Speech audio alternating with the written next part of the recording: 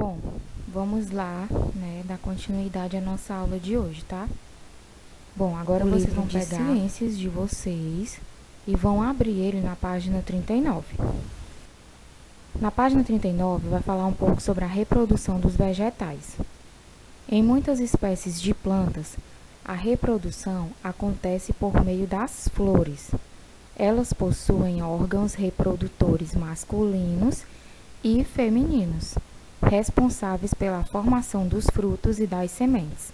Na aula passada, nós já tínhamos visto, né, que as plantas elas são diferentes uma das outras, e também nós vimos as partes da planta.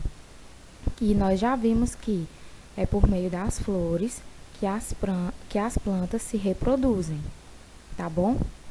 Então, como elas se reproduzem, elas possuem órgãos masculinos e femininos, e eles são responsáveis pela formação dos frutos e das sementes. O gineceu é o órgão de reprodução feminino. Esse órgão contém o ovário, no qual são formadas pequenas estruturas, os óvulos, certo? Então, é no gineceu, no órgão de reprodução feminino, que são formados o quê? Os óvulos, certo? E nesse órgão também contém o ovário, como na mulher, tá bom? É da mesma forma nas plantas. O androceu é o órgão reprodutor masculino. Em sua extremidade são encontrados os grãos de pólen, que são pequenos grãozinhos amarelos, ou seja, no androceu, já é o órgão reprodutor masculino, né? Ele faz o quê? É encontrado nele os grãos de pólen, certo? Observe as estruturas da flor no esquema a seguir. Aí nós podemos ver o gineceu, que é o órgão de reprodução feminino. Vocês podem ver nesse meiozinho aí. Aí é o gineceu, tá certo? Dentro do gineceu vão conter o quê? O ovário e o óvulo, como nós já acabamos de ver. E o androceu, que é o órgão de reprodução masculino, vai conter, ó, esses bichinhos aí amarelos da planta e em cima os grãos de pólen. Quando o pólen encontra o óvulo instalado no ovário, ocorre a fecundação. Ao ser fecundado, o óvulo se desenvolve e a flor murcha. Então, o ovário cresce formando a semente, que pode gerar uma nova plantinha.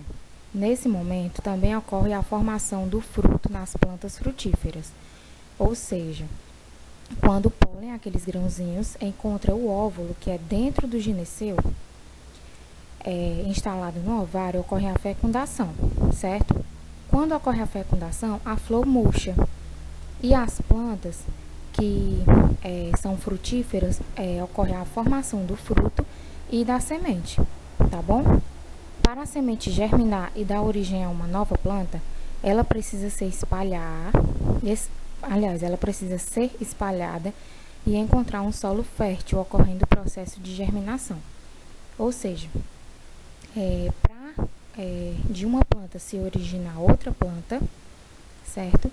Ela precisa o quê? Encontrar o solo, certo? Por isso que é muito importante aquele pássaro beija-flor, certo?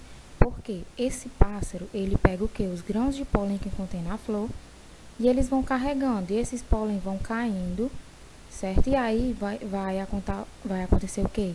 Vai acontecer o processo de germinação, tá bom? Algumas plantas podem ser eratas por meio de mudas.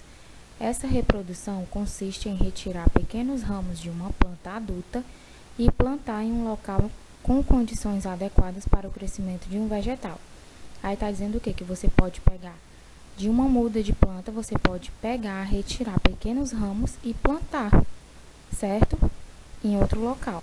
Há plantas que também se reproduzem a partir de folhas, raiz ou pedaços de caule. Observe, aí é o que? A batata doce, certo? A tia já falou na aula passada que as plantas que nascem embaixo do solo são consideradas raízes, tá bom? Então, a batata doce, ela é uma raiz, porque ela se reproduz, se desenvolve dentro do solo, tá bom? E da batata doce, ela tem capacidade de formar novas plantas, o quê? essas plantinhas que vocês estão vendo aí saindo da batata doce. Então, a batata doce é um exemplo de plantas que se reproduzem a partir de raiz, tá bom? Bom, essa foi a nossa aula de hoje. A atividade de vocês vai estar na página 40, tá certo? Respondam, mandem as fotos para mim e qualquer dúvida eu vou estar disponível para ajudar, tá certo? Um beijo!